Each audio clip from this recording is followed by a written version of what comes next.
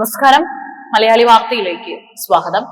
ടെഹ്റാനിലെ Iran സർക്കാർ നിയന്ത്രിത radio television കേന്ദ്രത്തിന് നേരെ ഇസ്രായേലിന്റെ ആക്രമണം. ഇതിനെ തുടർന്ന് ഇറാൻ സ്റ്റേറ്റ് ടിവിയുടെ പ്രവർത്തനം തടസ്സപ്പെട്ടു. അതിന്റെ ദൃശ്യങ്ങളാണ് പുറത്തു വന്നിരിക്കുന്നത്. ഇറാന്റെ ദേശീയ ടെലിവിഷനായ Islamic republic of Iran broadcasting, അതായത് IRIB ആസ്ഥാനത്താണ് ഇസ്രായേലിന്റെ ബോംബാക്രമണം കഴിഞ്ഞ ദിവസം ഉണ്ടായിരിക്കുന്നത്.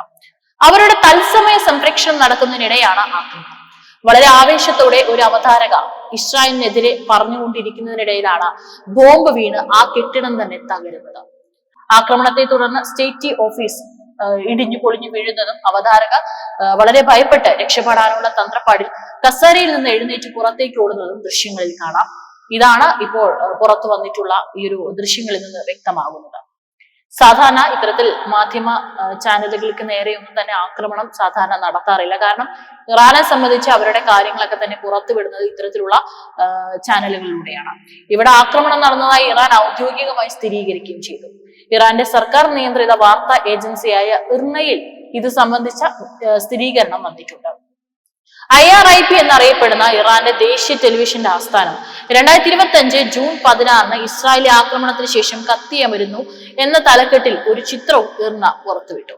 ആക്രമണത്തെ തുടർന്ന് IRIB ന്യൂസ് നെറ്റ്വർക്കിന്റെ തത്സമയ പരിപാടികൾ നിർത്തിവെച്ചു. എന്നാൽ പ്രേക്ഷണം കുറച്ചു മിനിറ്റുകൾക്ക് ശേഷം സാധാരണ നിലയിലെന്ന് IRNA അവകാശപ്പെടുന്നു. എത്ര പേർക്ക് പരിക്കേറ്റു എന്നോ കൊല്ലപ്പെട്ടു എന്നോ വ്യക്തമല്ല. മരണം സംബന്ധിച്ച കണക്കുകളൊന്നും IRNA പുറത്തുവിട്ടിട്ടില്ല.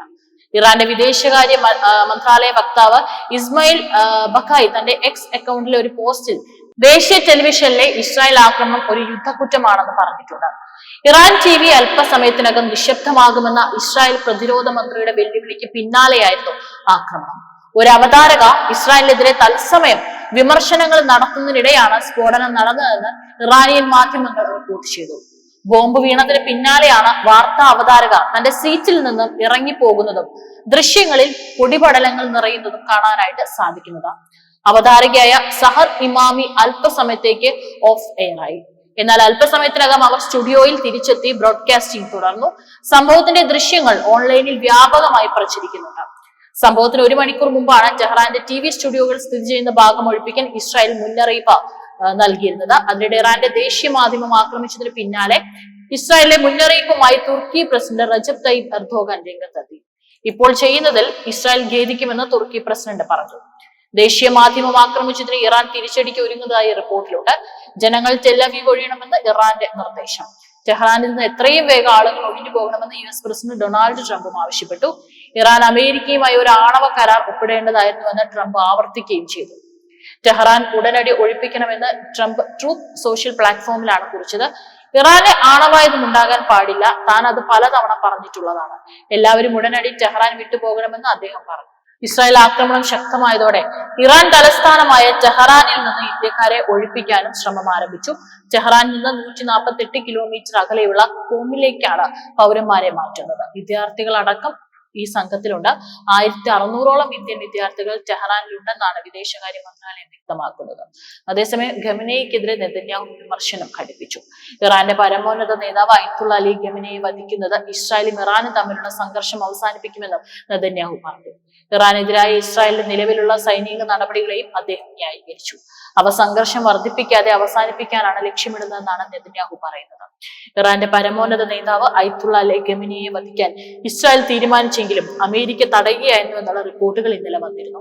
ഇറാൻകാർ അമേരിക്കക്കാരെ ആരെയും കൊന്നില്ലല്ലോ, അവരത് ചെയ്യും വരെ രാഷ്ട്രീയ നേതൃത്വത്തെ ഉന്നം വയ്ക്കുന്ന വിഷയം നാം സംസാരിക്കാൻ പോകുന്നില്ലെന്ന് ട്രംപ് നിലപാടെടുത്തെന്നാണ് 2 US ഉദ്യോഗസ്ഥർ ഉദ്ധരിച്ച് വാർത്താ ഏജൻസിയായ റോയിട്ടേഴ്സ് അടക്കം റിപ്പോർട്ട് ചെയ്തത്. ഇതേക്കുറിച്ച് ചോദിച്ചപ്പോൾ നെതന്യാഹു നിഷേധിച്ചില്ല. ഇത് സംഘർഷം വർദ്ധിപ്പിക്കില്ലെന്നും സംഘർഷം അവസാനിപ്പിക്കുമെന്നാണ് അദ്ദേഹം പറഞ്ഞത്. ഇറാൻ ദീർഘകാലമായി ഈ മേഖലയിൽ അസ്ഥിരപ്പെടുത്തുന്ന ഒരു ശക്തിയാണെന്ന് അദ്ദേഹം ആവർത്തിച്ചു. മിഡിൽ ഈസ്റ്റിൽ എല്ലാവരെയും ഭയപ്പെടുത്തുന്നതും സൗദി അറേബ്യയിലെ അരാംകോ എണ്ണപ്പാടങ്ങളിൽ ബോംബിടുകയും എല്ലായിടത്തും ഭീകരതയും അട്ടിമറികളും വ്യാപിപ്പിക്കുകയും ചെയ്യുന്ന ഈ ഭരണകൂടം അരനൂറ്റാണ്ട് കാലം സംഘർഷം വ്യാപിപ്പിച്ചുവെന്നും നെതന്യാഹു പറഞ്ഞു. ഇറാന്റെ ആണവ അഭിലാഷങ്ങളെ ആഗോള ഭീഷണി എന്നാണ് ഇസ്രായേൽ പ്രധാനമന്ത്രി വിശേഷിപ്പിച്ചത്. ഇസ്രായേലിന്റെ നടപടികൾ ഇറാന്റെ പ്രേരിതമായ എന്നേക്കുമുള്ള യുദ്ധം തടയാനാണ് ലക്ഷ്യമിടുന്നതെന്നും അത് ലോകത്തെ ആണവ ദുരന്തത്തിന്റെ വക്കിലേക്ക് തള്ളിവിടുകയാണെന്നും അദ്ദേഹം പറഞ്ഞു.